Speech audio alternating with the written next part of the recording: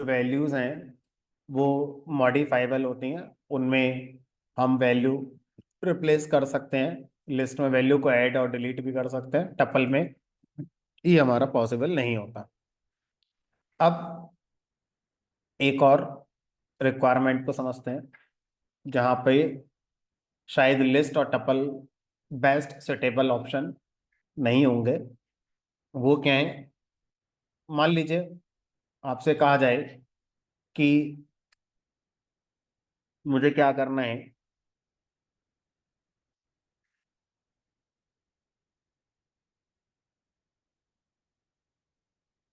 कोई भी एक लकी ड्रॉ निकालना है। तो लकी ड्रॉ के अंदर क्या होता है, बहुत सारे कूपन होते हैं। कूपन नंबर आपको दे दिए जाते हैं, फिर सब लोग कूपन नंबर को एक जगह रख देते हैं। फिर जब उसमें से कोई कूपन निकाला जाए तो हमें भी नहीं पता कौन सा निकलेगा। लेकिन एक चीज जो यहाँ पर होती है वो ये कि कोई भी कूपन डुप्लीकेट साइज नहीं होता है। एक कूपन पर जो नंबर लिखा है शायद वो दूसरे पे लिखा नहीं होगा। तो यानी कि यहाँ पर मुझे, अगर मैं इन कूपन्स का ग्रुप बनाना चाहूँ तो लिस्ट और टपल के साथ मैं जा सकता हूँ, लेकिन मुझे ध्यान रखना पड़ेगा कि सेम कूपन दोबारा ना आ जाए। दूसरा एग्जाम्पल देखते हैं। एक यूनिवर्सिटी के अंदर बहुत सारे स्टूडेंट पढ़ते हैं। मुझे उन सारे स्टूडेंट्स का रोल नंबर का ग्रुप बनाना है। तो फिर से सर यही कॉन्टेक्स्ट आ रहा है इसमें भी कि रोल नंबर कभी डुप्लीकेट नहीं होते हैं हमारे। तीसरा एग्जाम्पल, मुझे व्हाट्सअप का ग्रुप बनाना है। तो अगर मैं व्हाट्सअप का ग्रुप बनाता हूँ और उस ग्रुप में लोगों के नंबर ऐड करता हूँ, तो क्या व्हाट्सएप के ग्रुप में एक नंबर दो बार ऐड हो जाएगा? नहीं। तो इस वाले एग्जाम्पल में भी क्या चाहिए, मुझे ग्रुप बनाना है लेकिन यूनिक वैल्यूज का ग्रुप बनाना है। तो लिस्ट और टपल अपनी तरफ से ऐसी कोई फैसिलिटी प्रोवाइड नहीं करते हैं कि आप डुप्लीकेट वैल्यू रखें और वो उनको ऐड ना करें। आपको ध्यान रखना पड़ेगा कि अगर डुप्लीकेट वैल्यू आप ऐड नहीं करना चाहते तो वो ऐड नहीं होनी चाहिए, खुद का इफ एल्स लगा के लॉजिक करना पड़ेगा। हमारे पास एक और कंटेनर होता है जिसका नाम होता है सेट। सेट जो डेटा टाइप है वो ये कह रहा है कि मैं एक ऐसा कलेक्शन हूं जिसमें यूनिक वैल्यूज आएंगी। लिस्ट में, टपल में डुप्लीकेट वैल्यू हो सकती हैं, सेट में डुप्लीकेट वैल्यू नहीं आएंगी। अगर आप रखेंगे तो भी नहीं आएंगी। सेट किसी भी वैल्यू को एक ही बार अपने अंदर जगह देगा, अगर वही वैल्यू दोबारा आएगी तो एरर भी नहीं देगा लेकिन उसको दोबारा में ऐड नहीं करेगा। तो इस तरह से अगर मुझे यूनिक वैल्यूज का कलेक्शन क्रिएट करना हो तो उसके लिए हम क्या यूज करते हैं, सेट के कॉन्सेप्ट का यूज करते हैं। अब सेट में एक और पॉइंट आता है कि जो सेट है हमारा, अच्छा एक काम करते हैं, लिखते हुए चलते हैं, बातें इकट्ठी हो जाएंगी बहुत सारी नहीं तो।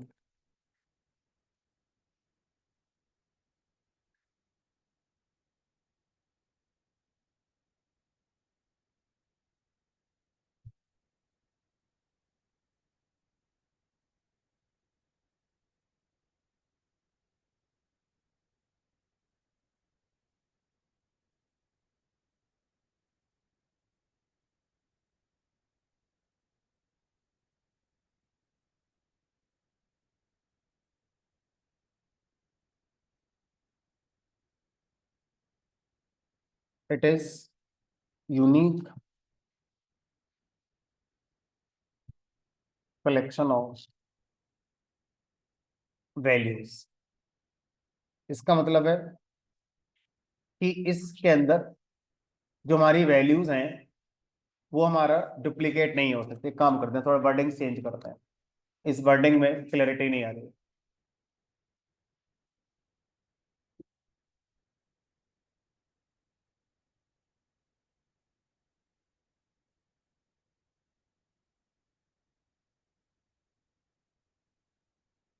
It represents a group of unique values, ये ज्यादा सही स्टेटमेंट है। पहले यूनिक वर्ड कलेक्शन को रिप्रेजेंट कर रहा था, ठीक है, वैल्यूज को नहीं कर रहा था, अब ज्यादा सही है। इट रिप्रेजेंट्स ए ग्रुप, ये ग्रुप तो रिप्रेजेंट करता है लेकिन किसका, यूनिक वैल्यूज का। तो it represents a group of unique values that is duplicate values are not allowed.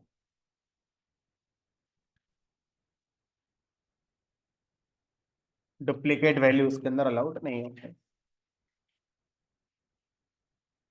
अब लिस्ट और टपल में हम डुप्लीकेट वैल्यू को रख सकते थे। अच्छा, सेट ये कह रहा है कि मेरा ऑर्डर भी नहीं होता। ऑर्डर नहीं होता है मतलब, अगर मैं लिस्ट में टपल में पहले 10 रखूं, फिर 20 रखूं, फिर 30 रखूं, तो वहां पर उसी ऑर्डर में आपको वैल्यू मिलेंगी। लेकिन यहाँ पर नहीं पता कि पहले 20 होगा या 30 होगा या 10 होगा। तो सेट वैल्यूज का ऑर्डर मेंटेन नहीं करता है। बाय डिफॉल्ट आप ऐसा नहीं कह सकते जिस ऑर्डर में वैल्यू इंसर्ट हुई थी उसी ऑर्डर में जब प्रिंट कराएंगे लूप लगा के या डायरेक्टली, तो आपको उसी क्रम में देखेंगे, वो कोई भी क्रम हमारा यहाँ पर हो सकता है। ठीक है, इस बात को लिखते हैं। It is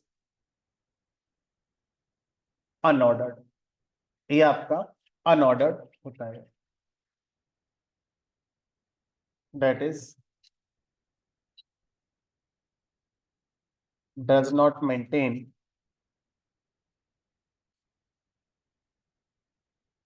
order of values, values का ऑर्डर मेंटेन नहीं करता।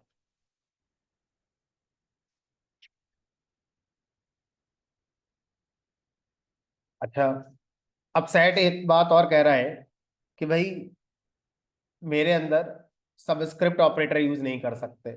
मतलब अगर आप सेट के अंदर 4 वैल्यू रखकर बैठे हैं और आप सबसे पहली वैल्यू उठाना चाहते हैं, तो ये सोचना गलत है कि वो जीरो इंडेक्स पर होगी। क्यों? क्योंकि इंडेक्सिंग सेट में नहीं चलती। आप सेट में से इंडिविजुअल वैल्यू नहीं निकाल सकते। या तो सारा सेट एक साथ यूज करोगे या लूप लगा के एक एक वैल्यू को निकाल सकते हो, बट इंडेक्सिंग और स्लाइसिंग आप इस पे नहीं कर सकते। सबस्क्रिप्ट ऑपरेटर इस पे नहीं चलता।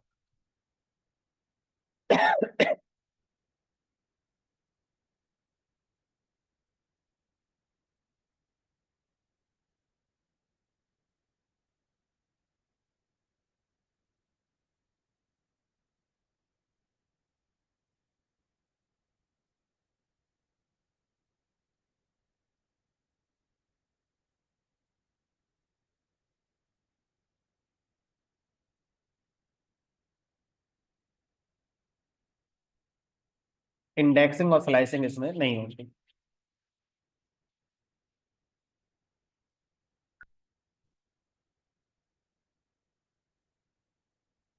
आइट्रेबल हो, आइट्रेबल होता है का मतलब हो गया कि आप फॉर लूप लगा के एक एक वैल्यू को बाहर निकाल सकते।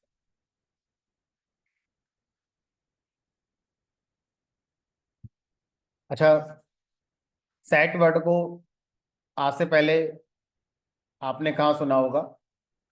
मैथ्स में सेट थ्योरी, समुच्चय जिसे कहते थे यूपी बोर्ड के अंदर। तो सेट थ्योरी के जो ऑपरेशंस हैं, यूनियन, इंटरसेक्शन, डिफरेंस, वो भी आप यहाँ पर आसानी से यूज कर सकते हैं। ठीक है, तो suppose operations of set theory.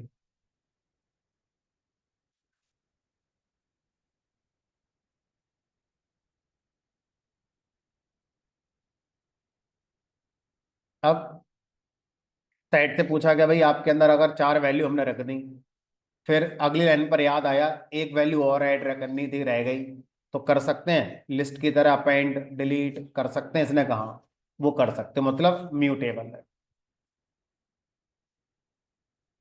It is mutable. तो सेट बन जाने के बाद भी आप सेट में और वैल्यू ऐड डिलीट कर सकते हैं, और लाइक लिस्ट यूजर से इनपुट लेकर लूप लगा के डायनेमिकली ऐड कर सकते हैं। अब बात आती है सिंटैक्स, क्या लिखें ऐसा कि सेट क्रिएट हो जाए। तो लिस्ट का सिंबल ब्रैकेट है, टपल का सिंबल पैरेंथेसिस है, सेट का सिंबल ब्रेसेस है। ब्रेसेस या करली ब्रेसेस एक ही बात है। तीनों के अलग अलग नाम होते हैं, पहली बार हमें नहीं पता होता। इसको ब्रैकेट कहते हैं, ब्रैकेट। इसको पैरेंथेसिस कहते हैं, पैरेंथेसिस। इसको ब्रेसिस कहते हैं, ब्रेसिस। अगर हम ज्यादा अच्छा नाम दें तो हम इसको ब्रैकेट की जगह स्क्वायर ब्रैकेट बोलें, ताकि क्लैरिटी रहे। पैरेंथेसिस को पैरेंथेसिस ही कहते हैं, उसका कोई दूसरा नाम नहीं है। ब्रेसिस को देखकर, जैसे करली हेयर होते हैं उस तरह के करली ब्रेसेस, ज्यादातर लोग उसे करली ब्रेसेस बोलते हैं। तो अगर शॉर्ट में कोई ब्रेसेस बोलते हैं तो उसका मतलब यही होता है। तो साइड का जो सिंबल है वो आपका करली ब्रेसेस होता है। ठीक है। तो जिस वेरिएबल में असाइन करना है उस वेरिएबल में आप इसे असाइन कर सकते हैं, जितनी वैल्यू रखनी है उतनी वैल्यू आप इनिशियली रख सकते हैं। तो एम्प्टी सेट इस तरीके से नहीं बनेगा। इस तरीके से आप सिर्फ सेट विद इनिशियल वैल्यूज ही बना सकते हैं। एम्प्टी सेट बनाने का तरीका दूसरा है। तो जबकि लिस्ट और टपल में आप एम्प्टी छोड़ देते तो चल जाता था और वो एम्प्टी लिस्ट और एम्प्टी टपल बन जाती थी, बट सेट में ऐसा नहीं होगा। सेट बनाने का दूसरा तरीका है, आप सेट फंक्शन को कॉल करके भी इस काम को कर सकते हैं। बाकी और भी तरीके हैं, देखें।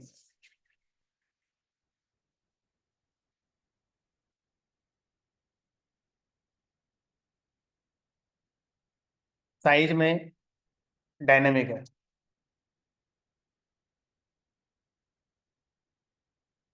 जब वैल्यू आना जाना अलाउड है तो फिर दोनों शब्द लगभग मिलते जुलते हैं। जब चीज म्यूटेबल है, मॉडिफाइबल है, मतलब उसमें आना जाना अलाउड होगा ही। जब आना जाना अलाउड है तो साइज फिक्स कहाँ रहा, फिर तो साइज बदलता रहेगा प्रोग्राम में, है ना। तो दोनों बातें आप अगर ना लिखकर बस एक ही बात लिख दो, इट इज म्यूटेबल, तो भी चल जाएगा। ठीक है। लेकिन आगे चलकर ये दो शब्द अलग हो जाते हैं, है ना। जब आगे जाके आपको नंपाई एरे पढ़ाऊंगा तो एरे में एरे का साइज तो फिक्स होता है लेकिन एरे म्यूटेबल है ना। तो थोड़ा सा समझेंगे उस समय जब आएगा, फिलहाल लिख दिया चलो चल जाएगा। अब बात आती है कोड में।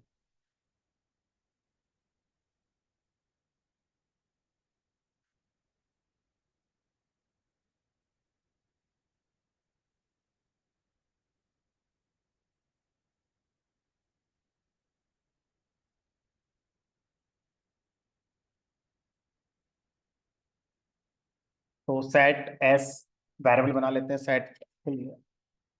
मैंने इसमें रखा 10, -5, 20, 40, 100, हाई।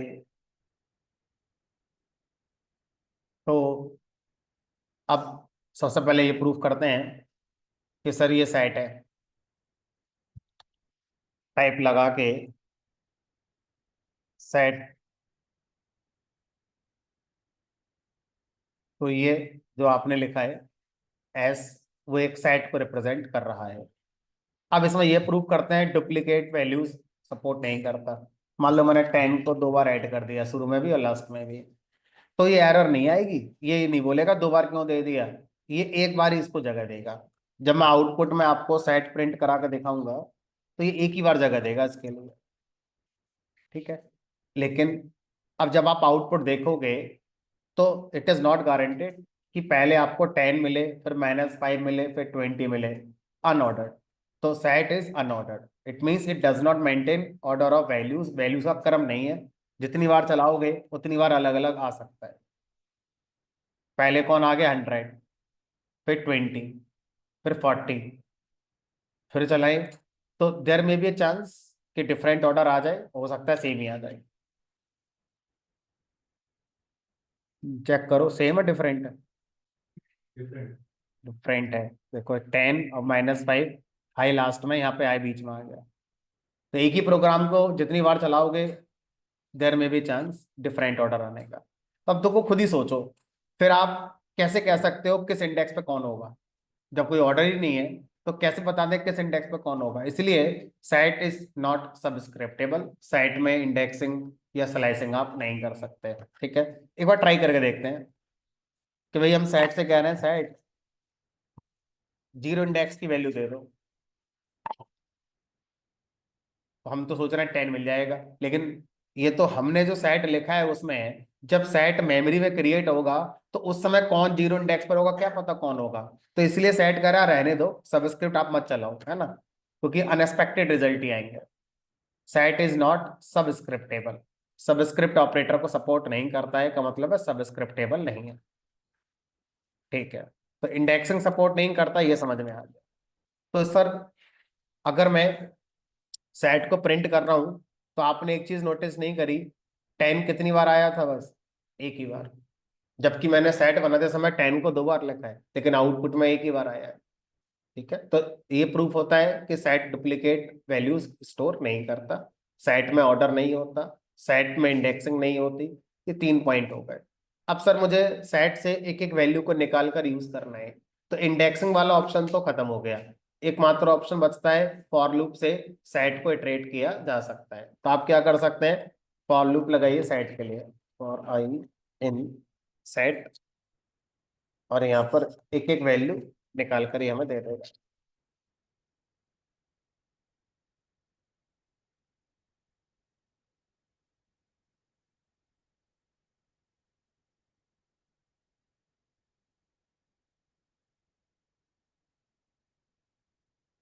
अब थ्योरी में अगर हम देखें तो 1 2 3 4 ये पॉइंट हो गए, नीचे वाले रह गए हैं।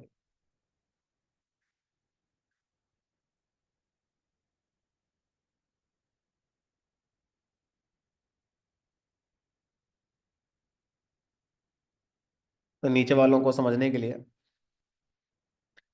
हमें ये समझना होगा कि हम सेट पर ऑपरेशंस कौन कौन से कर सकते हैं।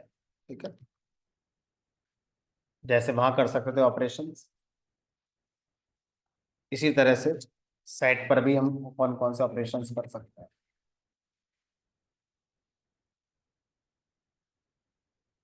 शुरू के 5 ऑपरेशन वही हैं।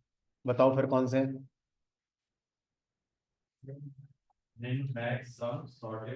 लेन। ठीक है, तो मैं अपने लिख रहा हूँ, आप अपने लिखो।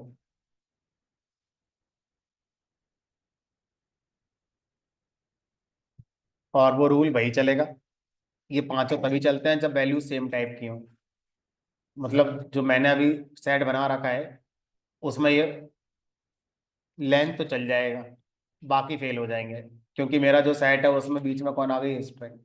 लेंथ तो चल जाएगा, मिन मैक्स सम नहीं चलेगा। तो उसको चलाने के लिए मुझे, चलो मैं पहले करके दिखाता हूँ फिर लिखूंगा। तो यहाँ पर हम सेट पास करेंगे। सर आपने कहा सेट आइटम इंडेक्सेबल नहीं है, तो फिर आइटरेबल कैसे हो? मतलब जैसे बिहाइंड द सीन तो इंडेक्स को लेके ही चलाते हैं। नहीं, बिहाइंड द सीन इंडेक्स लेके नहीं चलाते हैं। बिहाइंड द सीन एक और टॉपिक यूज होता है जिसका नाम है इटरेटर।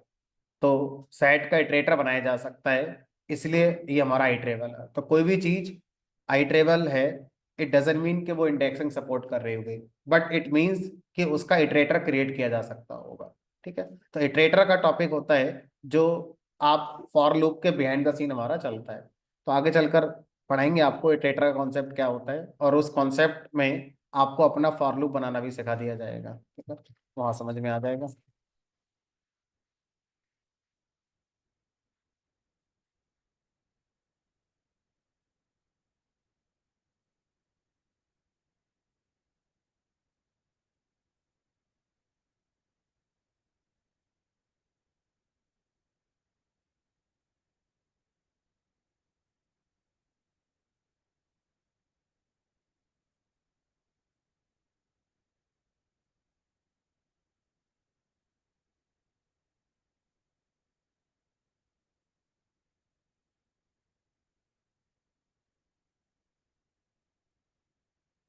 तो इसमें से फिलहाल के लिए हाई हटा देते हैं, मैं एक करके दिखाऊंगा, बाकी आप खुद करेंगे। तो अगर मैं इसकी लेंथ निकाल कर दिखाऊं, तो बताओ लेंथ ऑफ साइड कितनी आएगी अभी, 1 2 3 4 5। ये थोड़ी काउंट करेगा तो 2 बार आ गया, एक ही बार काउंट होगा बस। ऐसे ही बाकी ऑपरेशन करो फटाफट।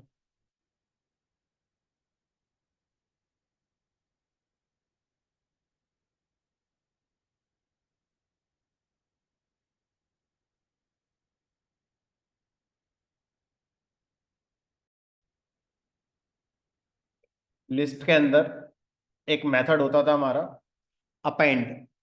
अपेंड मेथड किस जगह पर लिस्ट में वैल्यू को ऐड करता था? लास्ट में। इन्हें अपेंड को ये पता था कि कहाँ पर उसे ऐड करनी है। यहाँ पर अपेंड मेथड इसलिए नहीं चलेगा क्योंकि यहाँ पर सेट को यही नहीं पता कि आखिरी कहाँ हो रही है, उसकी आखिरी वैल्यू क्या है। तो अपेंड नहीं चलेगा। इंसर्ट मेथड लिस्ट में चलता था, और इंसर्ट मेथड ये पूछता था बताओ इंडेक्स क्या है, कहाँ जाके मैं ऐड करूँ। तो सेट में तो इंडेक्स होता ही नहीं है, तो इंसर्ट ने मना कर दिया, मैं भी नहीं चलूंगा। तो सेट के लिए वैल्यू ऐड करने के लिए एक और मेथड बनाया गया जिसका नाम ही ऐड है। तो सेट पर वैल्यू ऐड करने के लिए ऐड मेथड कॉल करेंगे, तो सेट डॉट ऐड। और ऐड मेथड के अंदर क्या पास करेंगे? वो वैल्यू जो आप साइट में ऐड करना चाहते हैं। ठीक है, तो मान लो मैंने यहाँ पर 50 ऐड कर दी। अब ऐड से पूछा कहाँ करोगे ऐड? बोला आर्बिट्रेरी पोजीशन, नहीं पता कहाँ ऐड होगी। हो सकता है पहले आ जाए, बीच में आ जाए, लास्ट में आ जाए, कहीं भी आ सकते, नहीं पता कहाँ पर आएगी। बीच में आ गई, 20 और 30 है। ठीक है।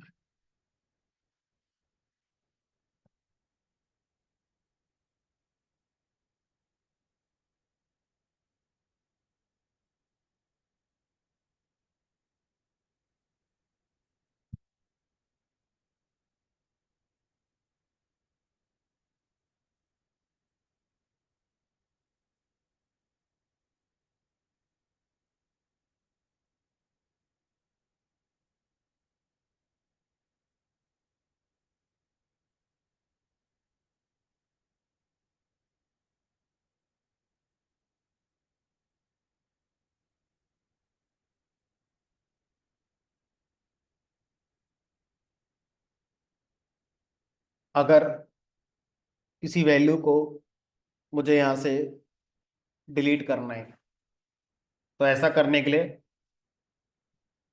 रिमूव मेथड, जिस वैल्यू को डिलीट करना है वो वैल्यू बता दो साइट को, वो वैल्यू रिमूव हो जाएगी। जैसे मैंने साइट में से 10 को रिमूव करना है, एस डॉट रिमूव 10। अगर ये 10 नहीं निकला एस नाम के साइट के अंदर, तो एरर आ जाएगी। और अगर ये निकल आया तो रिमूव हो जाएगा। और ये क्वेश्चन ही गलत है कि सर अगर 10 एक से ज़्यादा बार हुआ तो, क्योंकि एक से ज़्यादा बार हो ही नहीं सकता, वो साइट है। तो एक ही बार होगा, एक से ज़्यादा बार हो ही नहीं सकता कभी। तो अल्टीमेटली ये 10 इस साइट में अब नहीं मिलेगा।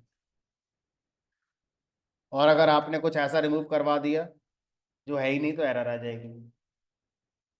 ठीक है, तो इस तरह से रिमूव मेथड हमारा क्या करता है? Remove the given value error if value not present.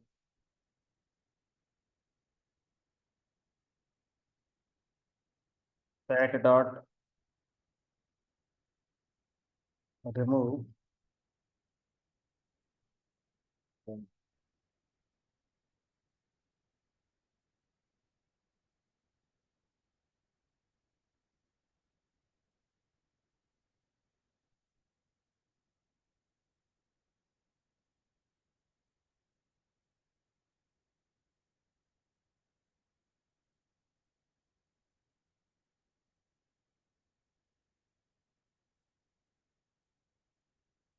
अब अगर आप रैंडमली किसी वैल्यू को रिमूव करना चाहते हैं, तो आपके पास पॉप मेथड है।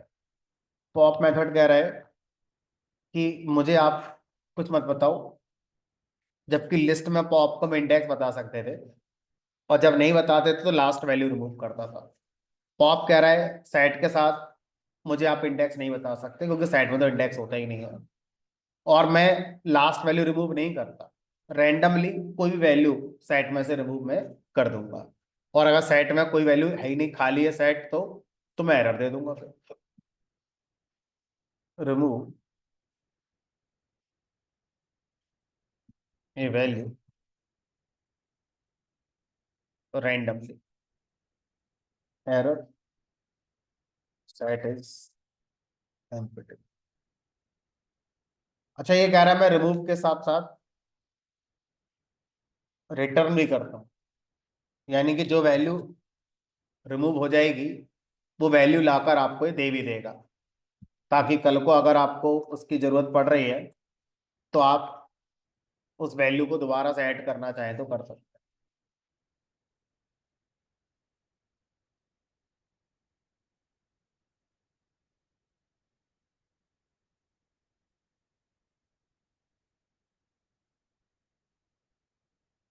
तो जिस समय सेट पर पॉप मेथड कॉल हुआ है उस समय सेट में जितनी वैल्यू है उनमें से कोई भी एक रैंडम वैल्यू डिलीट हो जाएगी, और फिर जो डिलीट हुई है वही इसमें आके स्टोर हो जाएगी।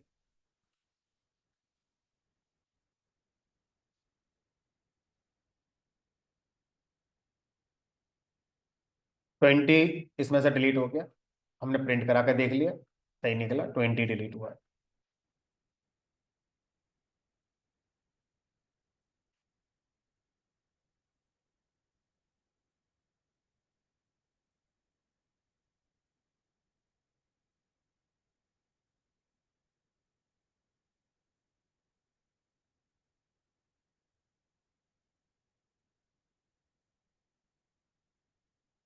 अब अगर सेट की सारी वैल्यू को एक साथ डिलीट करना है तो डेट मीन्स सेट को क्लियर कर,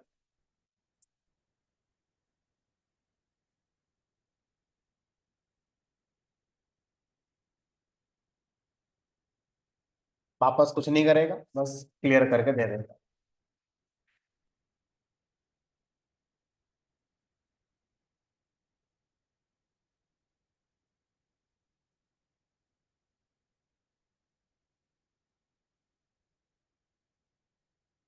जब एम्प्टी सेट प्रिंट होगा तो करली ब्रेसेस नहीं आएंगी, सेट लिख कर आएगा।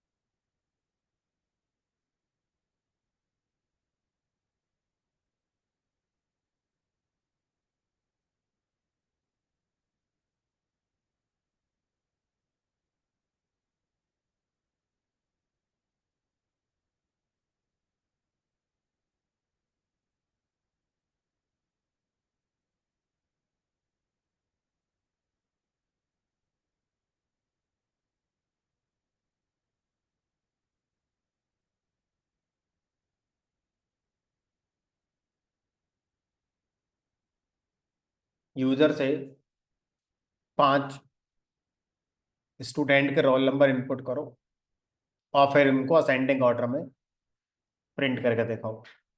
तो यूजर से जब 5 अलग रोल नंबर आएंगे तो वो साइट में स्टोर करने हैं। अगर कोई रोल नंबर दोबारा आ जाए तो साइट में एक ही बार हमारा आना चाहिए। तो रन टाइम पर इस काम को मुझे करना है। तो इस काम को करने के लिए मुझे बस आपको एक चीज बतानी है, बाकी सब आप खुद कर लोगे। तो जो मुझे एक चीज बतानी है पहले मैं उसे बता दूं।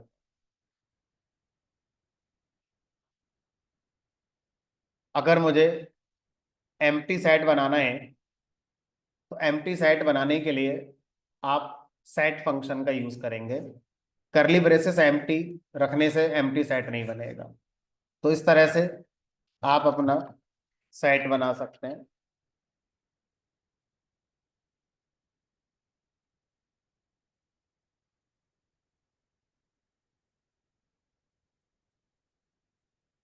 और अगर आप सेट बनाते समय कोई ट्रेबल अपने पास रखते हैं तो उसे ट्रेबल से भी सेट को बना सकते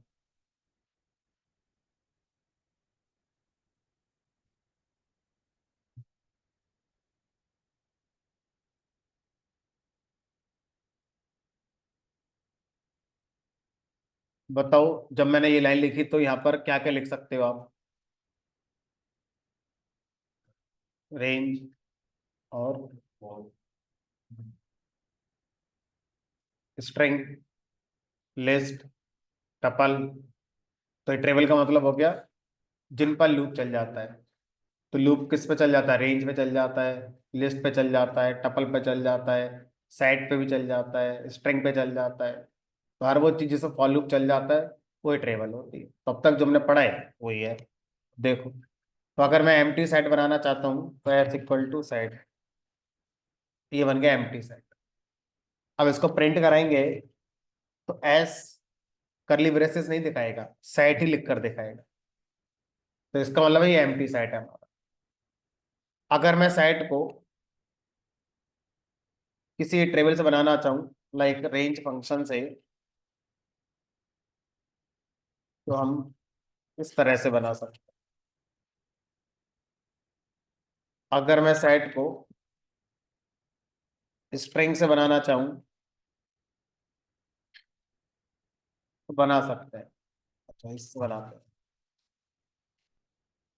मैंने ऐसा इसलिए लिखा क्योंकि इस स्ट्रिंग में आई कितनी बार है? 2 बार।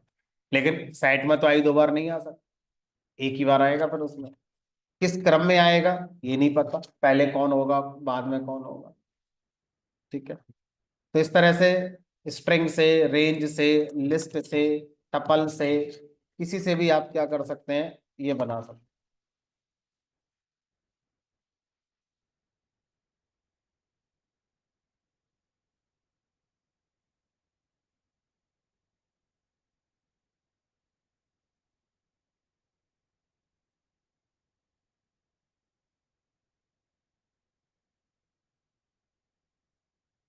चलो, अब जो मैंने प्रोग्राम दिया था करने के लिए वो करके दिखाओ। यूजर से 5 स्टूडेंट का रोल नंबर इनपुट करो। पहले एम्प्टी सेट बनाओ, लूप लगाओ, यूजर से नंबर रोल नंबर मांगो, उसको ऐड कर दो, और फिर बाद में आके असेंडिंग ऑर्डर में सेट को सॉर्ट कर दो, और फिर रोल नंबर दिखा दो। यूजर से इनपुट देते समय आप किसी भी रोल नंबर को कभी भी दे सकते हैं। इसमें कॉम्प्रिहेंसिव टेक्निक लग जाएगी। जो क्वेश्चन मैंने आपसे कराना मैंने लिख दिया है। Create a set to store roll number of 5 students, read roll number from input, then arrange roll number in ascending order. देखो भाई,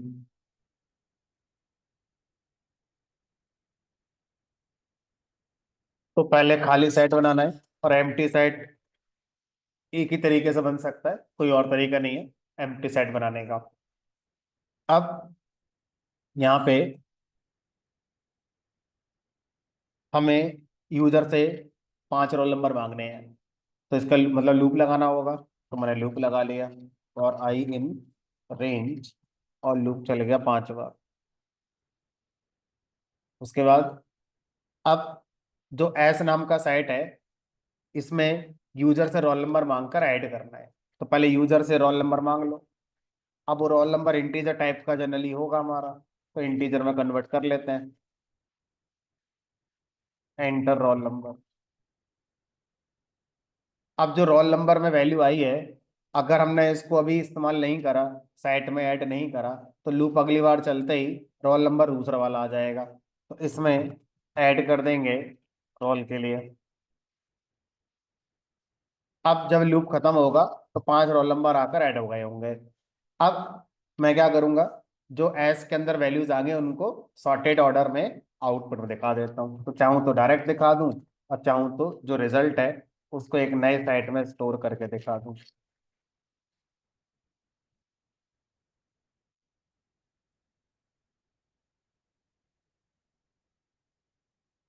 roll number 5, roll number 1, roll number 7, roll number 5, roll number 2, 1 2 5 7, क्योंकि 5 मैंने 2 बार दे दिया था।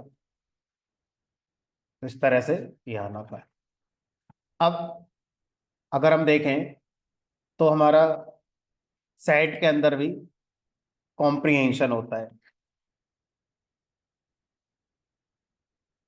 तो मुझे इसके बारे में बिल्कुल कुछ नहीं बताना है, बस एक लाइन लिखकर छोड़ देनी है। जहां पर लिस्ट कॉम्प्रिहेंशन में स्क्वायर ब्रैकेट लगाते थे, वहां पर करली ब्रेसेस आ जाएंगी। बाकी सब कुछ सेम है, सारे फ्लेवर, टर्नरी वाला या आप क्या और लगा सकते हैं आगे, वो सब कुछ सेम। तो अगर मैं इसी प्रोग्राम को कॉम्प्रिहेंशन से करने की कोशिश करूं, है ना, तो अब करली ब्रेसेस, अब फॉर लूप लगा दिया, for i in range 5 values आ गई। अब जो मुझे 5 और इटरेशन पे काम करना है, वो क्या काम करना है, यूजर से इनपुट लाकर उसको मुझे साइट में ऐड करना। तो अब ये जो एक्सप्रेशन का रिजल्ट है, वो ऑटोमेटिकली साइट में ऐड हो जाएगा। अगर ये लिस्ट होती तो मैं बोलता अपेंड हो जाएगा। तो अब आपको ऐड मेथड कॉल करने की जरूरत ही नहीं है, क्योंकि कॉम्प्रिहेंशन में जो एक्सप्रेशन वाला पार्ट होता है, उससे जो रिजल्ट प्रोड्यूस होता है, वो ऑटोमेटिकली आपका टारगेट के अंदर आपका ऐड हो जाता है या अपेंड हो जाता है। अब बस मुझे क्या करना है, इस लाइन को लिखकर रन कर देना है। तो इस तरह से भी हम क्या कर सकते हैं, इस काम को कर सकते हैं।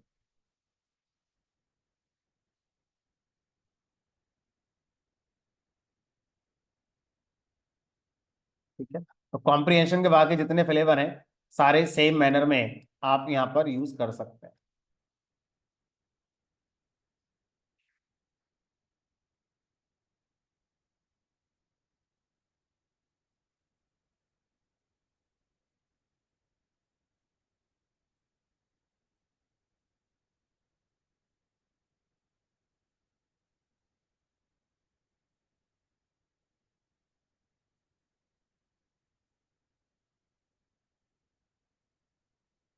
अब कुछ पॉइंट जो लिस्ट और टपल से अलग सेट को बनाएंगे।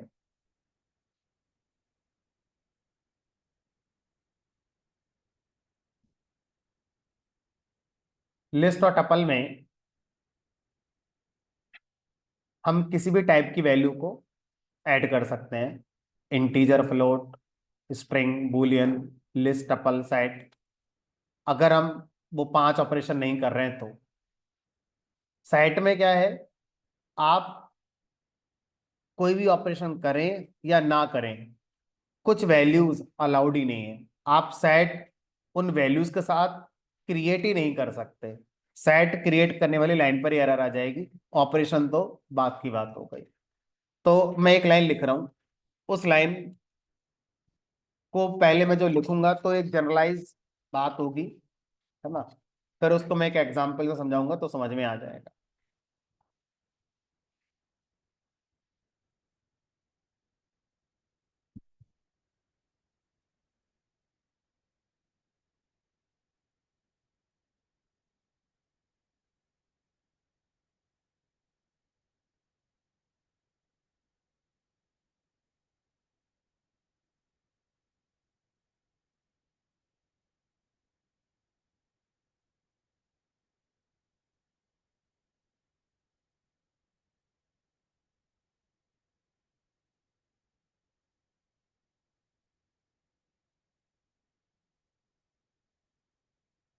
Set allows only immutable values, इसका मतलब है कि हम सेट में सिर्फ इम्यूटेबल वैल्यू को ही स्टोर कर सकते हैं, जो म्यूटेबल वैल्यूज हैं उन्हें स्टोर नहीं कर सकते। ये एक जनरल बात हो गई। अब इस बात को समझाने के लिए हमें कुछ एग्जाम्पल कंसीडर करने होंगे।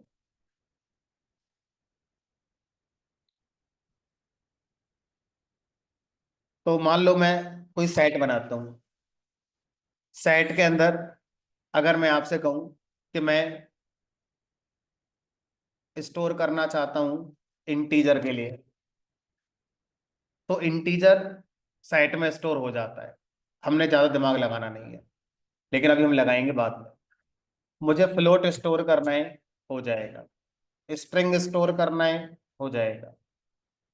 टपल को स्टोर करना है, टपल चाहे खाली है चाहे भरी है, मुझे साइट में टपल को स्टोर करना है, कर सकते, कोई दिक्कत नहीं सर, टपल साइट के अंदर आ जाएगी, हमने कहा चाहे खाली हो चाहे भरी हो, उससे फर्क नहीं पड़ता, ऑल इज वेल।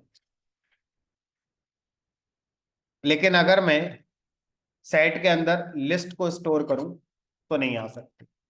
क्यों नहीं आ सकती? क्योंकि रूल है कि सेट के अंदर सिर्फ और सिर्फ कौन सी वैल्यू आती है? इम्यूटेबल।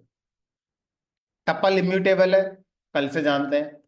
लिस्ट म्यूटेबल है, परसों से जानते हैं। तो जो चीज म्यूटेबल है वो सेट के अंदर नहीं आ सकती। एरर। ठीक है, एरर क्या है उसको छोड़ो, आसान भाषा में, जो चीज म्यूटेबल है वो नहीं आ सकती। अगर मैं सेट के अंदर सेट को ही बनाऊं तो नहीं आ सकता। क्यों नहीं आ सकता? क्योंकि सेट अपने आप में कैसा होता है? म्यूटेबल। इसलिए वो किसी सेट के अंदर नहीं आ सकता। फिर से एरर आ जाएगी। तो सर ये बताओ, सेट के अंदर ये इंटीजर, फ्लोट, स्ट्रिंग क्यों अलाउड है? क्योंकि आप शायद जानते हैं कि ये इंटीजर भी इम्यूटेबल है, स्ट्रिंग भी इम्यूटेबल है। हाँ सर, स्ट्रिंग को तो जानते हैं, स्ट्रिंग इम्यूटेबल है, क्योंकि आपने पढ़ाया था कि स्ट्रिंग पर लोअर अपर मेथड कॉल करो तो नई स्ट्रिंग बन जाती है, एग्जिस्टिंग में कोई चेंज नहीं होता है, तो ये तो पता है। लेकिन ये इंटीजर फ्लोट भी इम्यूटेबल होता है, ये बात तो आपने कभी बताई नहीं आज तक। हमने कहा बताई थी। कब बताई थी? एक बार दोबारा देखते हैं।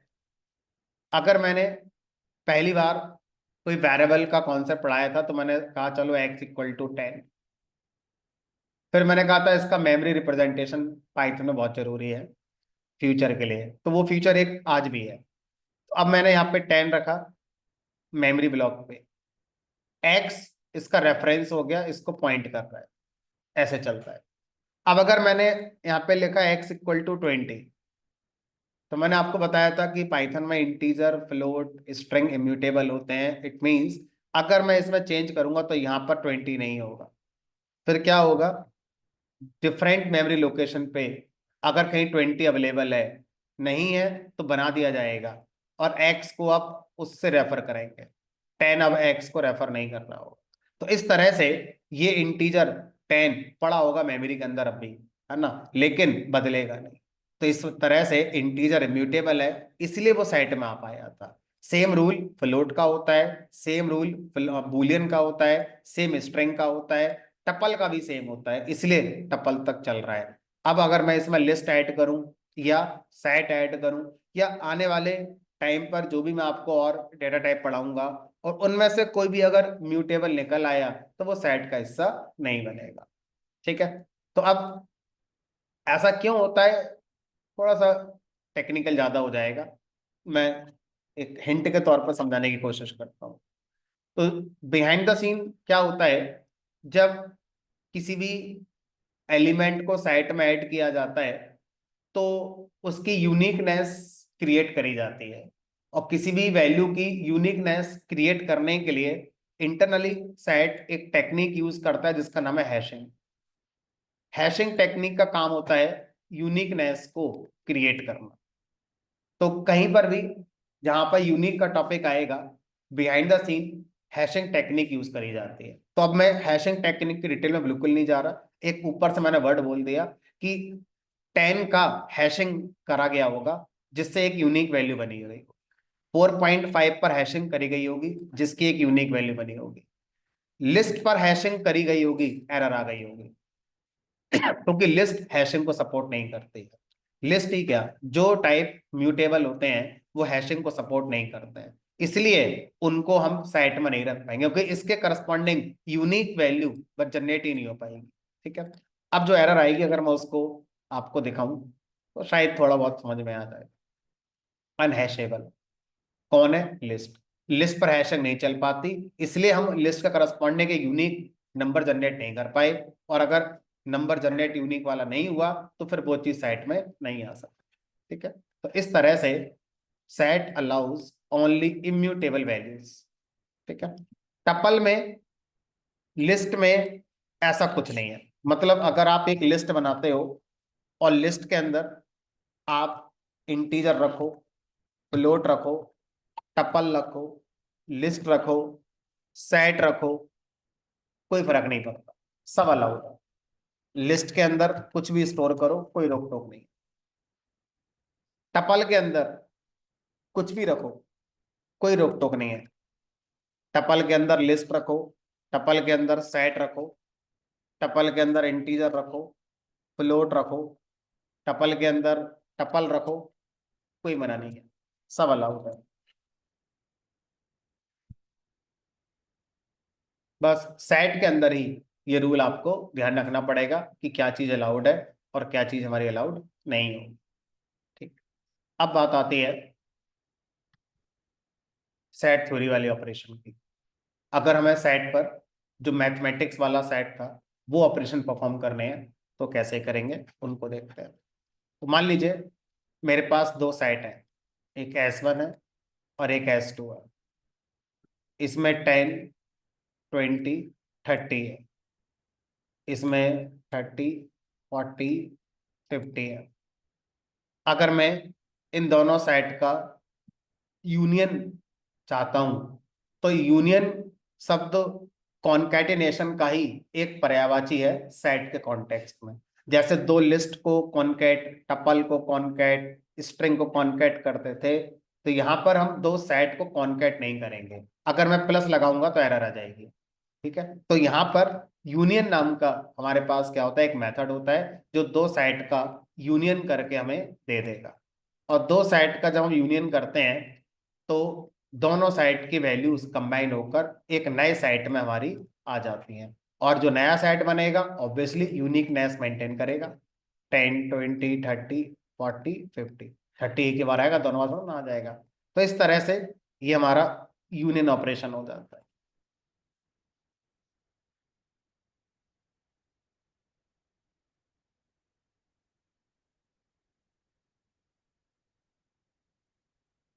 तो मान लीजिए S1 यही बना देते हैं, आसान रहेगा। 10, 20, 30, S2 30, 40, 50। अब अगर मैं इस पर ऐसे सोचूं कि चलो जो चल गया था लिस्ट और टपल पे तो यहाँ नहीं चलेगा, एरर आ जाएगी। अनसपोर्टेड दो साइड को कॉन्कैट प्लस से नहीं करते, बात एक ही है, यूनियन मेथड से करते। यूनियन S2, तो S1 और S2 के एलिमेंट का यूनियन होकर S3 में आ गया होगा।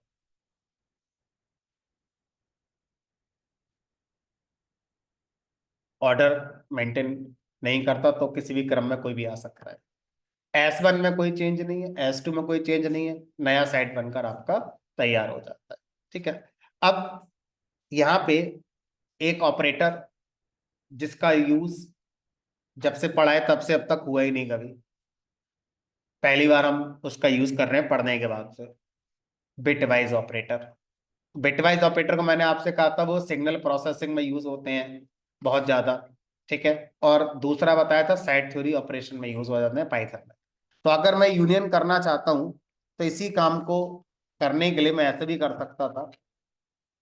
S1 है ना, S1 बिटवाइज और S1 बिटवाइज और S2, तो ये यूनियन वाला काम कर देता है। अब बिटवाइज और से फायदा पता मुझे क्या है, मान लो मेरे पास पांच सेट है, अब पांच सेट का यूनियन करना है तो फटाफट कर दूंगा मैं, S3, S4, S5। और अगर ये वाला चलेगा यूनियन वाला तो S1 dot union S2 dot union S3 dot union, अब लिखने में बहुत टाइम लगेगा मुझे। तो दो सेट तक तो मुझे लगभग एक जैसा फील आएगा, लेकिन जब चार पांच सेट का यूनियन एक बार में करना हो तो ये जो बिटवाइज वाला और है ये मुझे थोड़ा सा इजी लगता है। तो इस तरह से ये हो गया हमारा भाई यूनियन ऑपरेशन।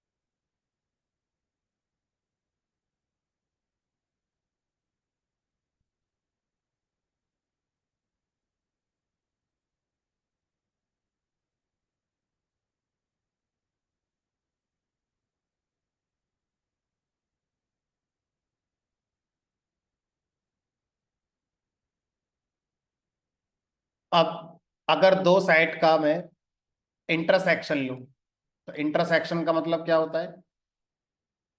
Common element. दोनों साइड में जो कॉमन एलिमेंट है वो कौन है हमारा? 30। तो अगर दो साइड का इंटरसेक्शन लिया जाए, इट मीन्स आप उन दोनों साइड से एक नया सेट बनाना चाहते हैं, और उस नए सेट में से वही वैल्यूज आएंगी जो दोनों में कॉमन थी। एक है तो एक आएगी, दो है तो दो आएंगी, कोई नहीं है तो कोई नहीं आएगी, एम्प्टी सेट बन जाएगा इंटरसेक्शन से। तो अब इस काम को कैसे करें? हमने कहा इस काम को करने के फिर से दो तरीके हैं। पहला, S1 डॉट इंटरसेक्शन नाम का ही मेथड है, पूरा स्पेलिंग लिखना पड़ेगा, और यहाँ पर S, इन दोनों साइड में जो कॉमन वैल्यूज हैं उनसे एक नया सेट बन जाएगा। 30 कॉमन पावर्स, और भी होता तो और भी आ जाते। अब इसी काम को अगर मैं शॉर्टकट तरीके से करना चाहूँ, तो मेरे पास बिटवाइज एंड ऑपरेटर है, S1 बिटवाइज एंड S2। तो बिटवाइज एंड क्या करेगा? इन दोनों साइड में जो कॉमन है, मतलब इंटरसेक्शन वाला ही काम करेगा। अब देखो, इसको लिखना आसान है, लेकिन समस्या ये है कि इसको अगर आप जानते हो तो ही समझा सकते हो। इसको अगर आप नहीं भी जानते हो तो इसके नाम से समझ जाओगे क्या हो रहा होगा। लिखना ज्यादा पड़ेगा, क्लियरिटी है, रीडेबिलिटी बहुत अच्छी है। यहाँ पर लिखना कम पड़ा, क्लियरिटी जीरो है, रीडेबिलिटी जीरो है। जिसको पता है उसी को पता है ये क्या कर रहा है।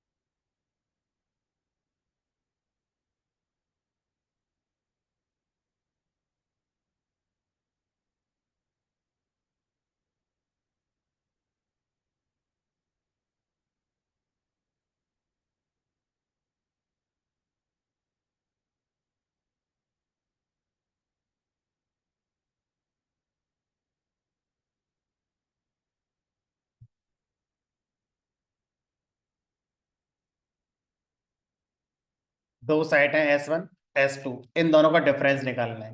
तो डिफरेंस का मतलब क्या होता है? कॉमन एलिमेंट को माइनस कर देना है। तो डिफरेंस मतलब माइनस करना, घटा देना, हटा देना, है ना? तो S1 और S2 में जो कॉमन एलिमेंट है वो कौन है? 30। अब 30 को घटा दो, हटा दो, कहाँ से? जो पहला वाला सेट है उसमें से, ना कि जो दूसरा वाला है उसमें से। ठीक है, तो अब पहले वाले से हम हटाया, तो क्या बचा पहले वाले सेट में? 10 और 20।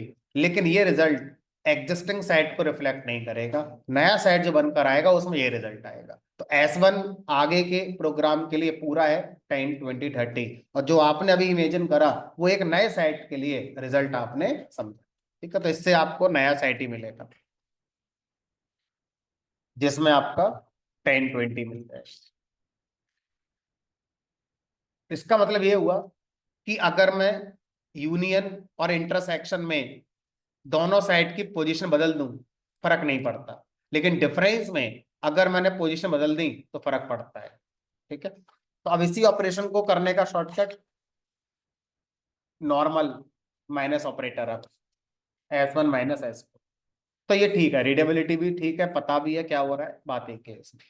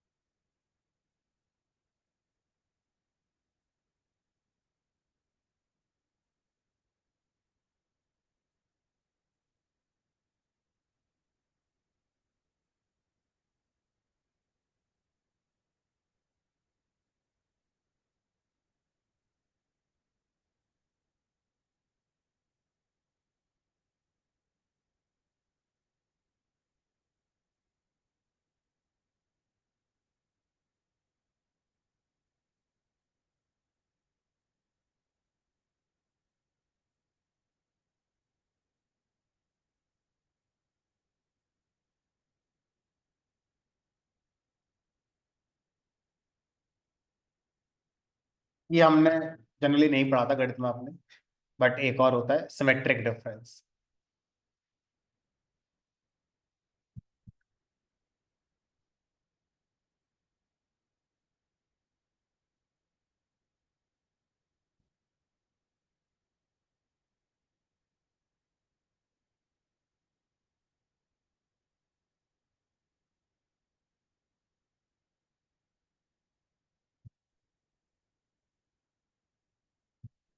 क्या करता है ये? जो दोनों साइड में डिफरेंट वैल्यूज हैं, अनकॉमन वैल्यूज हैं, उनका यूनियन करके नया सेट बना देता है। बताओ S1 और S2 में अनकॉमन वैल्यूज कौन कौन सी हैं, अलग अलग वैल्यूज कौन सी हैं? 10, 20, 40, 50। तो इन सबको उठाकर नया सेट बना दे।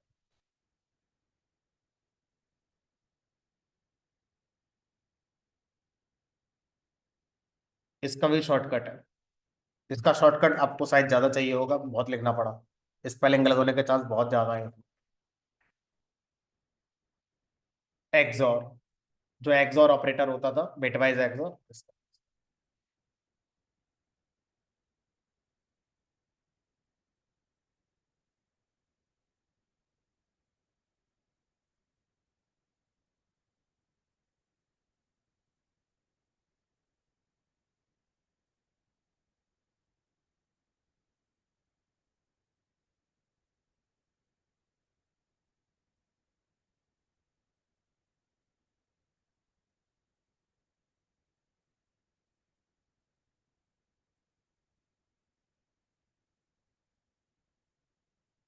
मेट्रिक डिफरेंस फंक्शन के नाम में बीच में अंडरस्कोर।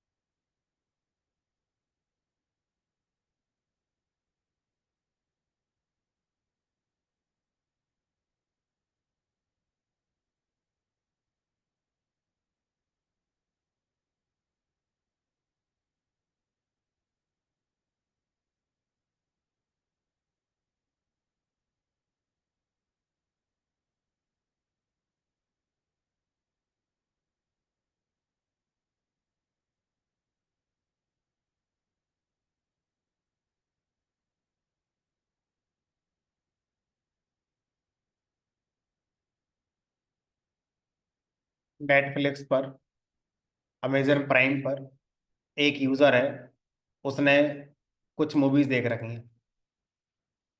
दूसरा यूजर है, उसने कुछ मूवीज देख रखी हैं। बहुत सारे यूजर ने बहुत सारी मूवीज देख रखी हैं। अब नेटफ्लिक्स को ये पता करना है कि ऐसी कितनी मूवीज हैं जो सबने देख रखी हैं, मतलब वो सबसे ज्यादा पसंदीदा होंगी, सबने देख रखी है वो। कैसे पता करेगा नेटफ्लिक्स?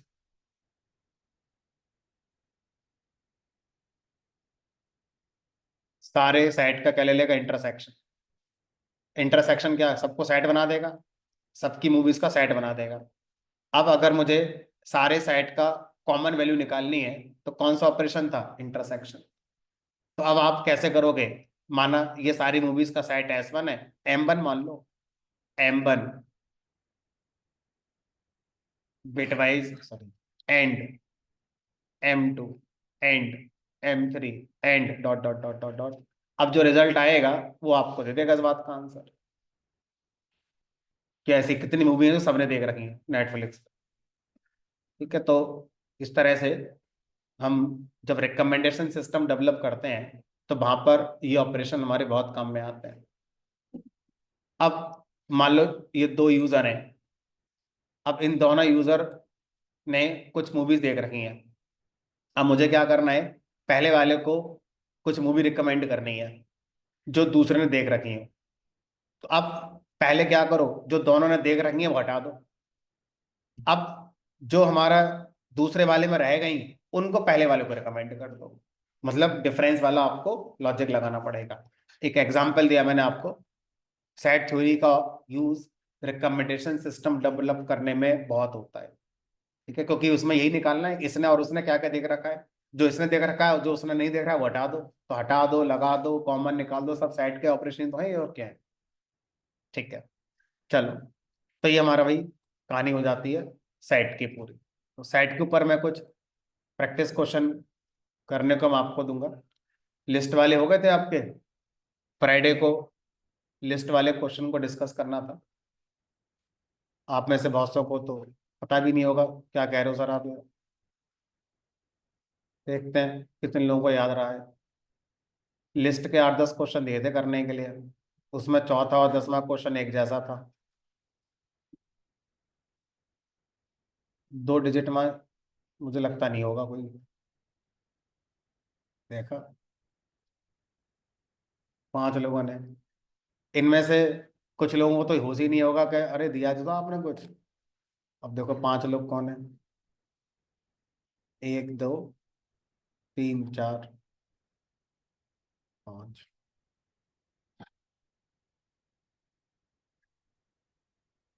चलो, वैसे इसका टाइम फ्राइडे है, तो अभी आपके पास आज का रात है पूरी, कल का भी देना है, परसों डिस्कस करेंगे। तो अब मैं साइड के भी दे रहा हूँ और उसका टाइम भी फ्राइडे ही है, तो साइड को ही दोनों डिस्कस करेंगे, है ना, लिस्ट वाला भी और साइट वाला भी। चलो फिलहाल आज इतना ही।